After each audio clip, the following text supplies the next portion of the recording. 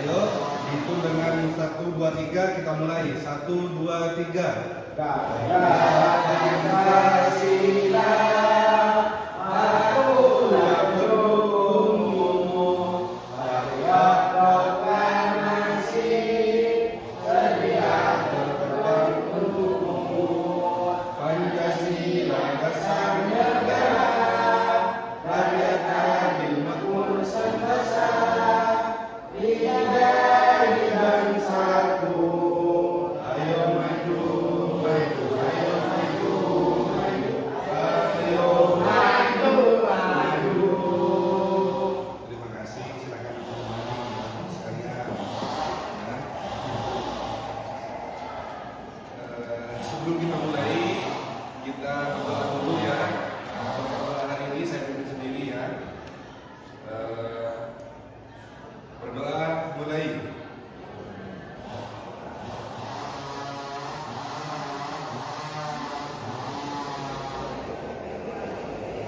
Doa selesai. Terus selanjutnya, alhamdulillah teman-teman sekalian, di pertemuan kali ini kita diberikan kesehatan, keberkahan dan kelancaran ya. Untuk saya tanya lagi kepada kalian semua, kalian hari ini semangat? Semangat? Bahagia? Lalu apa ya? Kalau ingin belajar dengan bahagia, mari kita tepuk bahagia ya. Ayo bismillah. Ayo di apa? Ayo. Aku. Ayo mulai. Aku. Kamu. Kita. Bahagia. Kita sekalian, di pertemuan yang lalu kita belajar tentang apa? Pertemuan yang lalu apa kita? Bineka. Bineka. Apa bineka tunggal ika? Berbeda-beda tapi tetap seutuhan. Nah, pada hari ini Pak Guru akan menjelaskan tentang apa? Pak Guru akan menjelaskan perwujudan gotong royong dalam ekonomi Pancasila. Jadi tema kita atau pelajaran kita dalam minggu ini, dalam hari ini adalah perwujudan gotong royong dalam ekonomi Pancasila. Nah, itu mungkin kalian semua sudah paham tentang apa sih perwujudan gotong royong dalam ekonomi Pancasila. Saya akan bertanya pada siapa dulu ya? Anda sudah? Apa yang dinamakan gotong royong Anda?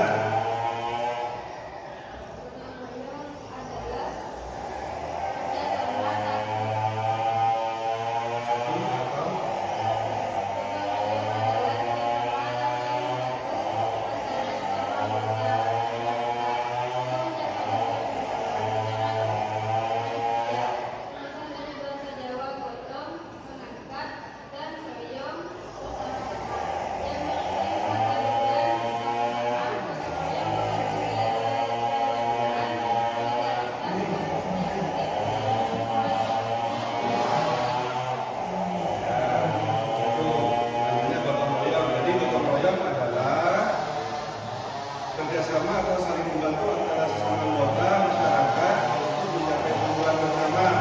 Secara harfiah berasal dari bahasa Jawa atau gotong ya. Dengan sama Jawanya itu gotong ya. Atau mengangkat gotong itu ya. Dan royong itu bareng-bareng atau bersama-sama, yang berarti mengangkat beban bersama-sama.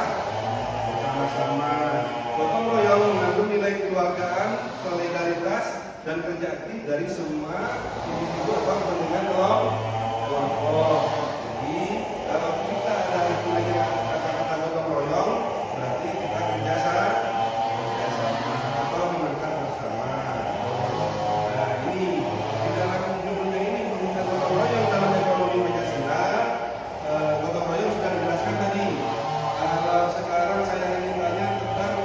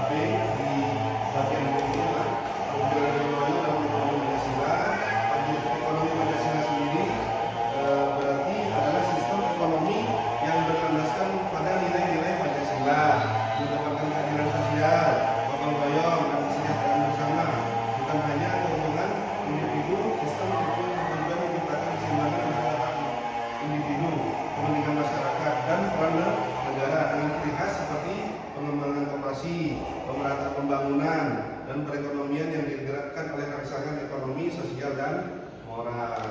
Nah, kalau yang ini dari tiga kata ini dari ekonomi Pancasila, Pancasila sendiri berarti apa nih Ma? Baca nih Ma. Ayo.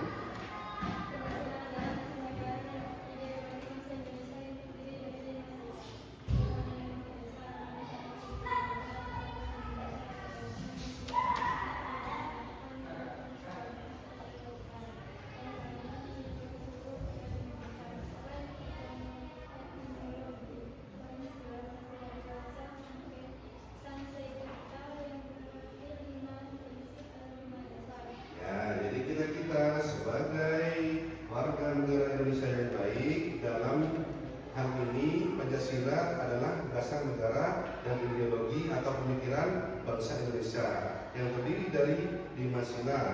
Yang satu, ketuhanan yang Maha Esa; 2, kemanusiaan yang adil dan beradab; persatuan Indonesia, kerakyatan yang dipimpin oleh hikmat, kebijaksanaan dalam permusyawaratan dan perwakilan, serta keadilan sosial bagi seluruh rakyat Indonesia. Kita sebagai warga negara Indonesia yang baik tidak boleh tidak hafal atau harus hafal tentang sila kelima ini. Jangan sampai tidak hafal. Hafal semua ya?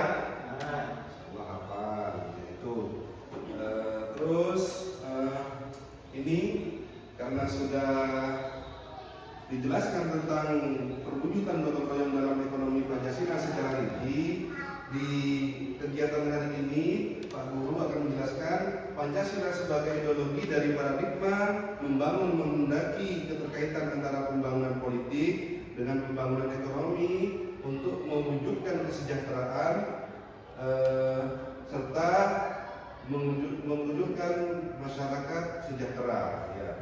Pembangunan ekonomi diarahkan untuk mewujudkan masyarakat adil dan makmur. Oleh karena itu, sebagai bagian dari masyarakat, manusia atau rakyat merupakan subjek pembangunan. Ia sebagai penggerak atau subjek yang menentukan sifat atau corak ekonomi, sekaligus sebagai aktor atau pelaku dalam faktor produksi dalam bersama-sama dengan faktor produksi lainnya. Nah, ini sedikit penjelasan tentang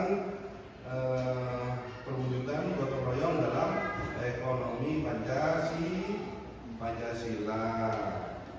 Nah, di sini saya Pak Guru sudah rangkum tentang apa saja yang menuju dalam bisa mewujudkan ekonomi Pancasila, gotong royong dalam mewujudkan ekonomi Pancasila.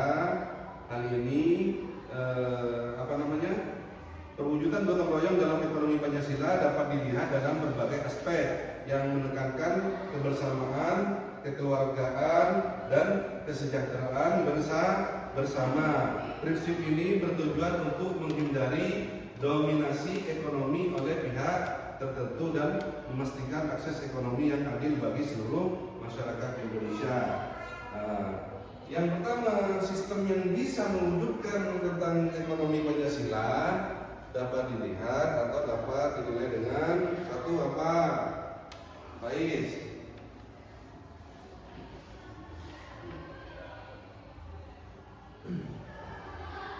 Koperasi. Ayo, sebutkan koperasi. Koperasi adalah perwujudan gotong royong yang paling jelas dan fundamental dalam ekonomi Pancasila. Asas kekeluargaan. Koperasi didirikan dan dijalankan berdasarkan asas kekeluargaan, di mana setiap anggota memiliki hak dan kewajiban yang sama. Kesejahteraan anggota. Tujuannya adalah untuk meningkatkan kesejahteraan seluruh anggota mulai usaha bersama, bukan untuk mencari keuntungan individu. Tanggung jawab bersama. Anggota berpartisipasi aktif dalam kegiatan usaha, mengambil keputusan melalui musyawarah dan merasakan manfaatnya secara kolektif. Ya, itu diantara yang bisa mewujudkan gotong royong dalam ekonomi Pancasila dapat dilihat diantaranya adalah koperasi. Pernah tahu koperasi? Ada yang tahu koperasi? Koperasi itu banyak macamnya ya. Ada koperasi dari sekolah, ada koperasi masyarakat, ada koperasi juga di perusahaan, banyak macamnya. Tergantung itu koperasinya dari mana ya, di perusahaan atau di masyarakat. Ada sekarang itu koperasi di masyarakat, ada yang bentuk dari BUMDes, Badan Usaha Milik Desa, atau yang terbaru namanya Koperasi Merah Putih, yang adanya Pak Prabowo ini menciptakan Koperasi Merah Putih. Itu semua harus kalian ketahui. Apa? Biar nanti kalau kalian turun ke masyarakat tahu macam-macam koperasi ya. Koperasi, ada Koperasi Merah Putih yang sekarang diluncurkan oleh Pak Prabowo melalui menterinya, Menteri Koperasi. Jadi sekarang itu ada Menteri Koperasi diluncurkan ke desa-desa, namanya Koperasi Merah Putih. Terus yang kedua yang bisa mewujudkan tentang mewujudkan ekonomi Pancasila apa? Ya, ini. Dua, badan.